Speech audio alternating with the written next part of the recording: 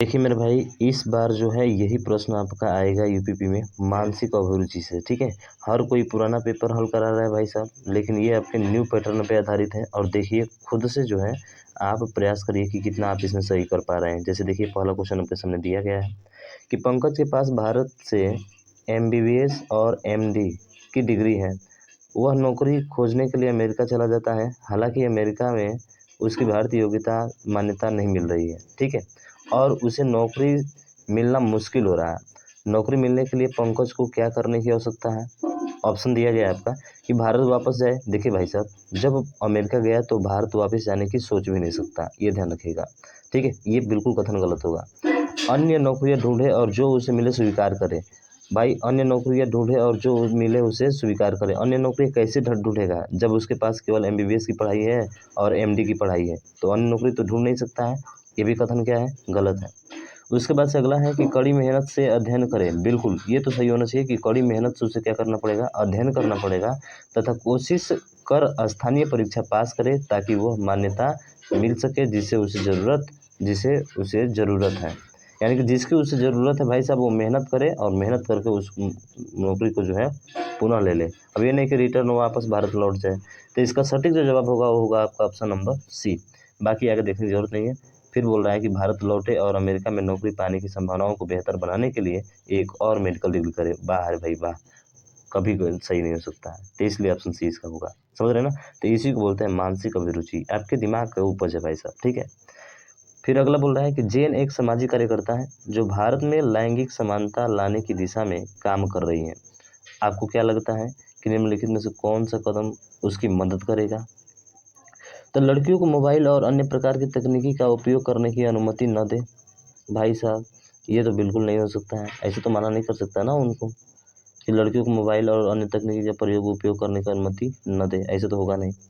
ठीक है, निर्णय लेते समय लड़कियों और महिलाओं को क्या कहना है सुनिश्चित करें। बिल्कुल, जो लड़कियां कर रही है लैंगिक समानता के बारे में लाना चाहती हैं, तो भाई जो कह रही है पहले उसे ध्यान से सुने और सुनिश्चित करें कि और इस पर विचार किया जाए। बिल्कुल यही सटीक जवाब आपका होगा। फिर भी आगे देख लीजिए, बोला है कि बाल विवाह को प्रोत्साहित। देखिए बाल विवाह को प्रोत्साहित करना यानी कि क्या करना भाई? लैंगिकता असमानता को जन्म देना है। ठीक है ना? तो इस चीज़ को ध्यान रखिएगा। महिला को शक्ति से जुड़े पदों को लेने हतोत्साहित करे जहाँ महिलाओं को प्रभावित करने वाले कानून बनाने में मदद कर सकती है। नहीं, ये भी नहीं होगा। यानी सटीक जवाब होगा आपका ऑप्शन नंबर बी। अगला देखें, और इसमें बोला है कि हैरिसन एक एम्बुलेंस चालक है। क्या है भाई साहब? एम्बुलेंस चालक है। ड्राइविंग करते समय निम्नलिखित में से एक को छोड़कर अन्य सभी कार्य करने के लिए अधिकृत है। भाई साहब अन्य कार्य कर सकता है लेकिन एक कार्य नहीं कर सकता। वो कब नहीं करेगा? पार्किंग स्थानों के बारे में चिंता किए बिना पार्क करना या खड़ी करना। वो तो कर सकता है भाई साहब, क्योंकि एम्बुलेंस ड्राइवर है ना, उनको छूट रहती है। ठीक है, वो बिना पार्किंग के भी जो है अपना गाड़ी खड़ा कर सकते हैं कहीं पर भी, कोई दिक्कत नहीं है। ठीक है, उसके बाद से एक रेड सिग्नल, स्टॉप सिग्नल या साइन पर आगे बढ़ जाना। बिल्कुल बढ़ना ही ज़रूरत है, ये तो ज़रूरत वाली इसकी चीज़ है भाई साहब।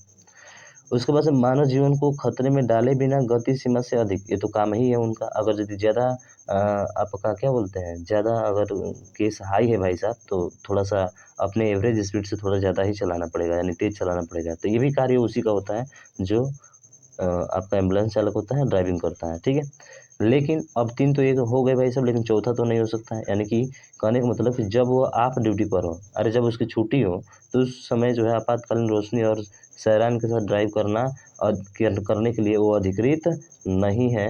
यही जो है इसका अलग कार्य हो जाएगा जो कि कर नहीं सकता भाई साहब, इसके ऊपर डिपेंड करता है। ठीक है ना? तो ये बात आपका सही होगा, तो ऑप्शन नंबर डी। अगला है, भारत विभिन्न भाषाओं, परंपराओं और धर्मों का देश है, लेकिन इस तरह की विविधता इसकी एक राष्ट्र की भावना के मार्ग में मुख्य बाधा बन सकती है। निम्नलिखित में से कौन सा एक प्रमुख कारक नहीं है जो सांप्रदायिक असमंजस पैदा करता है?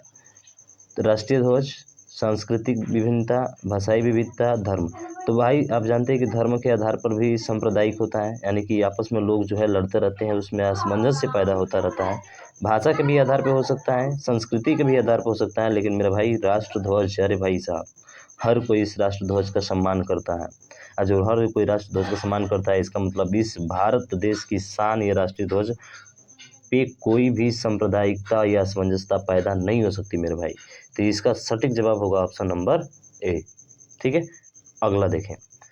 अगला प्रश्न है कि वंचित बच्चे जो है निम्नलिखित परिस्थितियों में एक को छोड़कर अन्य सभी के कारण को पीड़ित होते हैं। अन्य सभी के कारण पीड़ित होते हैं, किसको छोड़कर? धन का अभाव, शिक्षा का अभाव, ज्ञान का अभाव, पोषण का अभाव। तो मेरे भाई पोषण भी उनको अच्छे से मिलता है, ठीक है।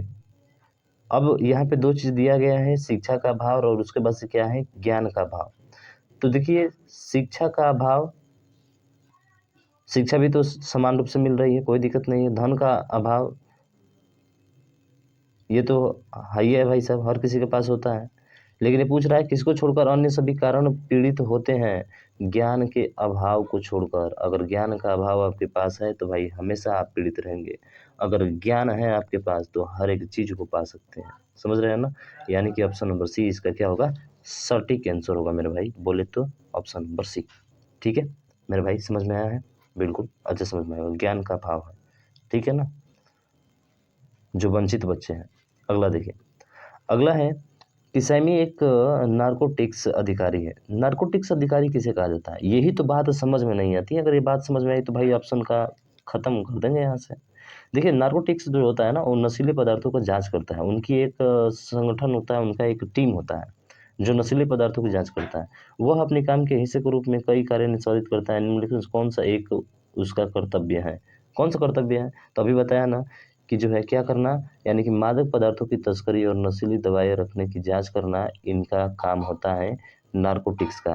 तो मेरे भाई नारकोटिक्स अगर पता रहे तब तो हल कर पाएंगे, नहीं पता रहेगा कुछ नहीं होगा, ठीक है। चलिए अगले क्वेश्चन की तरफ चलते हैं। और अगला प्रश्न आपका ये रहा, इसमें बोला है कि सैम अपने लंच ब्रेक के दौरान एक पार्क में बैठा है, उसकी बगल में एक युवक बैठी है, अपना लंच कर रहा है। वह खाना खत्म करता है और फिर खाली कंटेनर को बेंच के नीचे डालकर जाने के लिए तैयार होता है। युवक के व्यवहार पर सैम की क्या प्रतिक्रिया होनी चाहिए?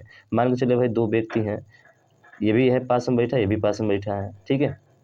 दोनों बैठे हुए हैं, मुस्कुरा रहे हैं, खा रहे हैं खाना, भाई साहब क्या कर रहे हैं, खाना खा रहे हैं। अब एक व्यक्ति जो है एक लिया और खाकर जो है किसी बेंच के नीचे जो है उस थाली को क्या कर दिया मेरे भाई, रख दिया।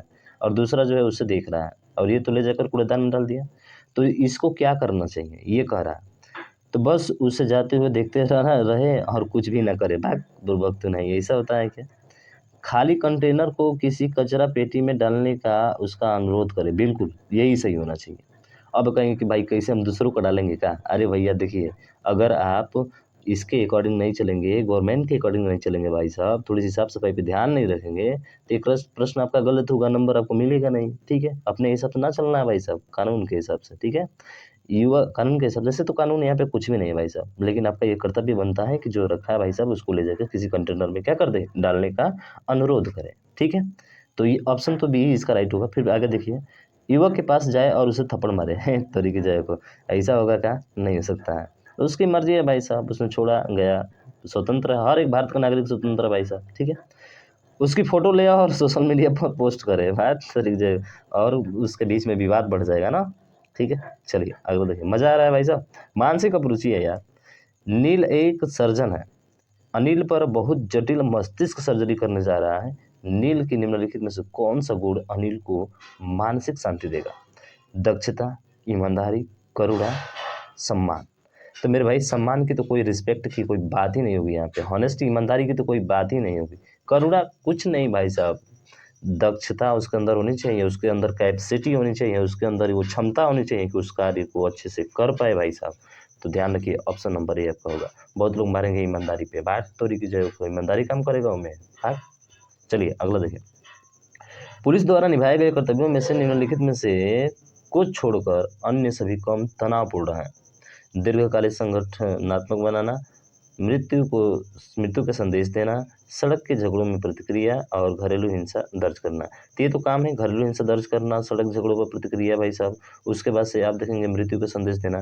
पर दीर्घकालिक संगठन दबाव, ये इनका जो है मानसिक चेतना का कारण है भाई साहब। दीर्घकालिक संगठनात्मक दबाव, जो उनके ऊपर प्रेशर होता है, ये जो होता है थोड़ा सा तनावपूर्ण इनके लिए होता है। किनके लिए भाई साहब? पुलिस संगठन के लिए, समझ रहे हैं ना, बिल्कुल। तो ये ध्यान रखिएगा, तीनों बाकी सही है, एक आपका गलत है और वो होगा आपका ऑप्शन नंबर है।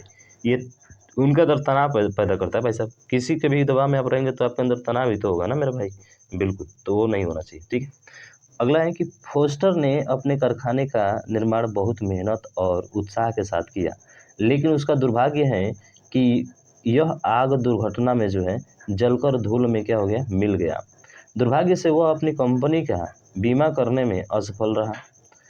फोस्टर द्वारा की गई निम्नलिखित में से कौन सी टिप्पणी से संकेत मिलता है कि उसमें अपने दुर्भाग्य से निकलने के लिए मानसिक दृढ़ता है? तो देखिए मेरे भाई, मानसिक दृढ़ता मतलब आप समझ रहे हैं क्या होता है? भाई मानसिक दृढ़ता का मतलब ये अपने अंदर रखना कि भाई मैं हारा नहीं, मैं अभी जीतने की उम्मीद रखा हूँ और जीतूंगा जरूर। आपके अंदर ये उम्मीद होना चाहिए कि भाई मैं जीतूंगा, ऐसा नहीं कि हार कर आऊंगा, जीतूंगा जरूर। तो वही चीज़ होती है मानसिक दृढ़ता। अब क्या करें कि शुक्र है केवल मेरी गलतियां ही चली और अब मैं नए सिरे से शुरुआत कर सकता हूँ। बिल्कुल भाई साहब, ये आपके अंदर जज्बा होना चाहिए, तभी आप कुछ कर पाएंगे। अब उसको लेकर रहेंगे तो आपकी मानसिक दृढ़ता खत्म हो जाएगी भाई साहब। लोग जो सफल होते हैं इसी के वजह से तो होते हैं। लोग जो सफल होते हैं उन चीज़ों को याद करके वो मानसिक दृढ़ता को नहीं बताता है। ठीक है, तो इस चीज़ को ध्यान रखिएगा। ऑप्शन नंबर ए इसका राइट होगा। बाकी अगर देखिए, मैं अपने जीवन काल में अपने कारखाने को फिर से कभी नहीं बना सकता, ये कैसा हो सकता है? अरे आपके अंदर वो हौसला है भाई साहब, आपके अंदर वो क्षमता है कि आप कुछ भी कर सकते हैं, भले सब कुछ बर्बाद ही क्यों ना हो जाए, लेकिन आप रहे हो। ठीक है, केवल आप रहे भाई साहब, कर सकते हैं हर चीज़। अगला ये है कि मुझे लगता है कि मैं जहाँ भी जाता हूँ बुरी किस्मत मेरा पीछा करती है। किस्मत का कोई रोल नहीं भाई साहब, किस्मत का कोई रोल नहीं। किस्मत के भरोसे ना बैठिए, इतना मेहनत करिए कि आपकी किस्मत अपने आप चमकने लगे। ठीक है, अरे होता है सर, अक्सर होता है, सबके साथ होता है वैसा, लेकिन उसी से जो निकलता है भाई साहब वही तो महान बनता है। भगवान हमेशा उन लोगों को प्रतिफल देते हैं जो मेहनती जो नहीं है।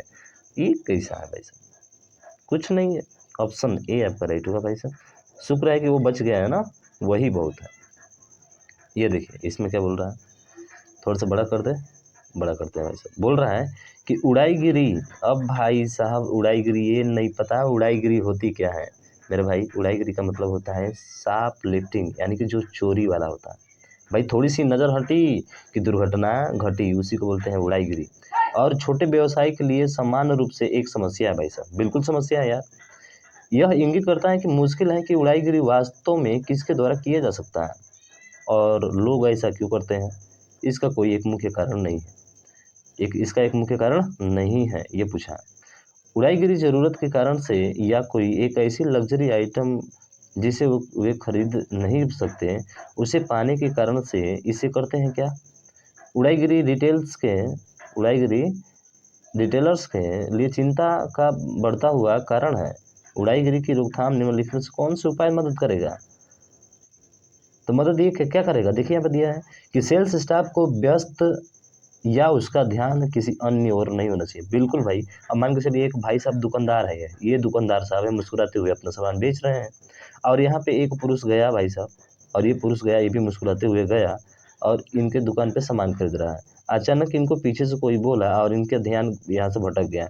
तो भाई जानते हैं ना, रिटेलर वही होता है जो भाई साहब तुरंत नज़र हटी कि मारे को यहाँ से रहेगा बढ़िया सामान, उसको खटाक दे खींच लेगा अपनी ओर, काम खत्म।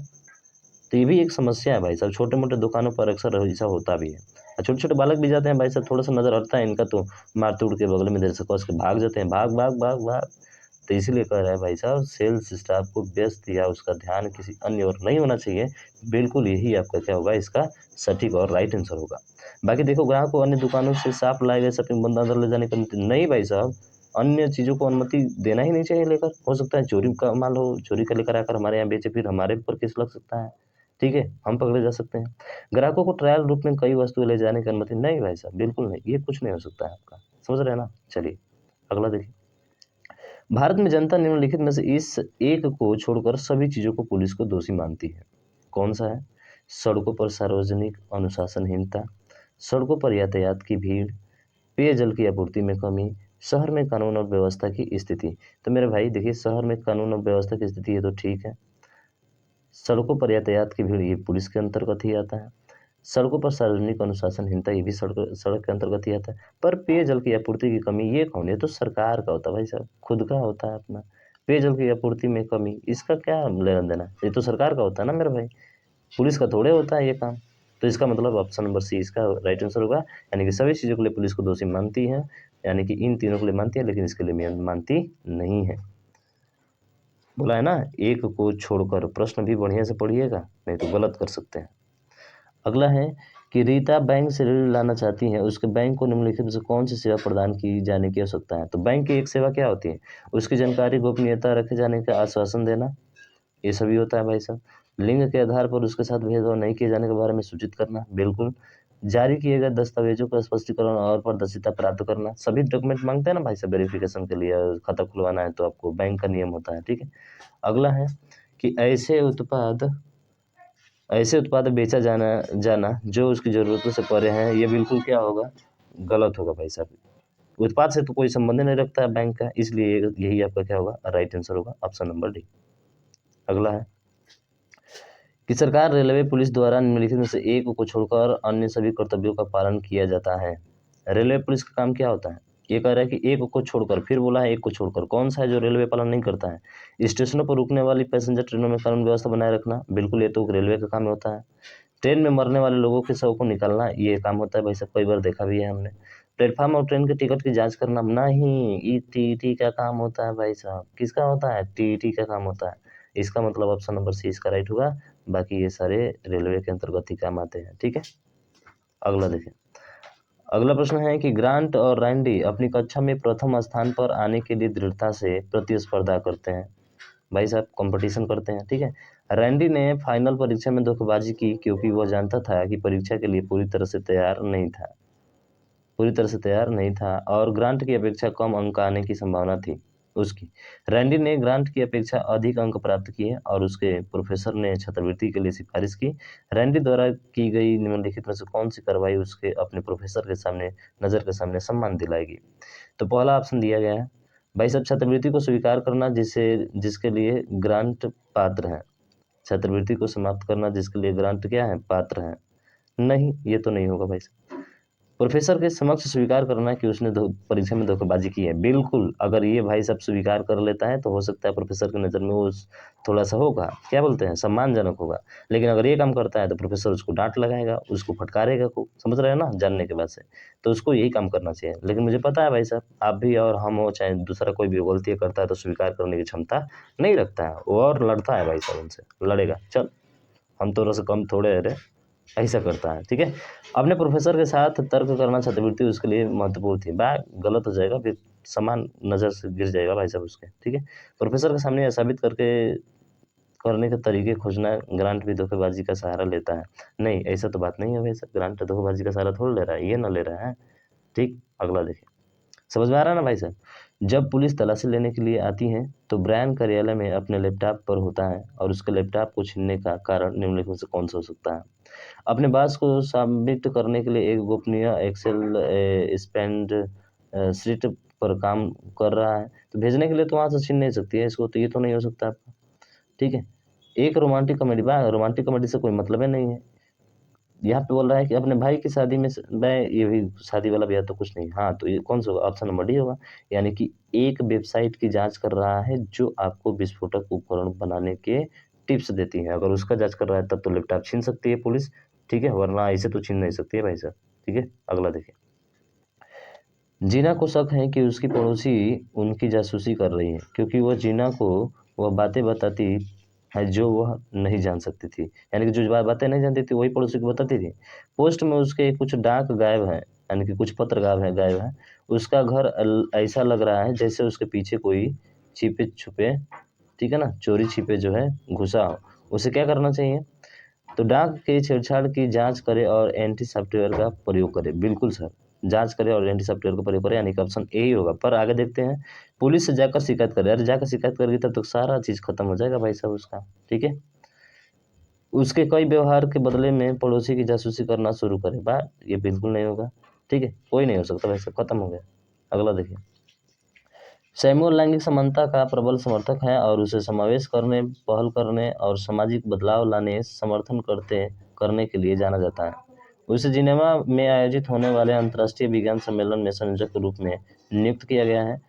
उसके इस सम्मेलन में लैंगिक समानता के अनुरक्षण के लिए एक आचार संहिता का मसौदा तैयार किया है। ठीक है। और सैमुअल द्वारा इस मसौदे में निम्नलिखित में से किसको शामिल किए जाने की संभावना नहीं है? सभी के साथ सम्मान और आदर के साथ पेश आए, बिल्कुल, तभी तो पेश करेगा ना उनके सामने। अपने विचारों की समालोचना में विनीत और सचेत रहे, बिल्कुल ये भी सही है। सम्मेलन के नियमों और नीतियों का सम्मान करे, बिल्कुल सम्मान करे, तभी तो पेश कर सकता है ना। उसके बाद से अगला है कि केवल पुरुष वैज्ञानिकों के साथ सोच समझकर संवाद करें ना। कोई जरूरी है वैसे लैंगिक समानता के बारे में, मतलब पुरुष और स्त्री दोनों सब समान होना चाहिए ना। तो भाई साहब सबके साथ बात करना चाहिए, तो ऑप्शन डी यही आपका गलत सही होगा। ठीक है, अगला, और ये अंतिम प्रश्न है भाई साहब। बोल रहे हैं कि सैमुअल स्वयं काम करना पसंद करता है, उसे दूसरे लोगों से बातचीत करना अच्छा नहीं लगता, उसे ईमेल लिखना पसंद नहीं है। सैमुअल इसमें सफल होने की संभावना है, यानी कि सफल होने की संभावना क्या है? मानव संसाधन और स्टाफिंग में। तो मानव संसाधन में यानी कि वो मनुष्य से बात ही नहीं करना चाहता, तो ये तो होगा नहीं आपका। किसी टीम के प्रबंधन के रूप में नहीं, टीम तो बात हमेशा करती है वैसे। सोशल मीडिया का प्रबंधन नहीं, सोशल मीडिया तो ईमेल भिजवाएगी, होगा नहीं। तो होगा तो कौन सा होगा? ऑप्शन नंबर डी आपका होगा, यानी कि ऐसे पेश जिनमें प्रत्येक से अलग अलग बातचीत की आवश्यकता होती है, उसी में वो सफल हो सकता है, अन्यथा किसी में सफल नहीं हो सकता है। तो ये 19 प्रश्न बताइए आपको समझ में आए कि नहीं मेरे भाई? समझ में आए हो तो प्लीज़ यार शेयर करिए, बहुत मेहनत लगती है इस वीडियो को बनाने में, ठीक है? तो मिलते हैं हम लोग नेक्स्ट वीडियो में ऐसे ही बेहतरीन प्रश्नों के साथ, तब तक के लिए जय हिंद, जय भारत।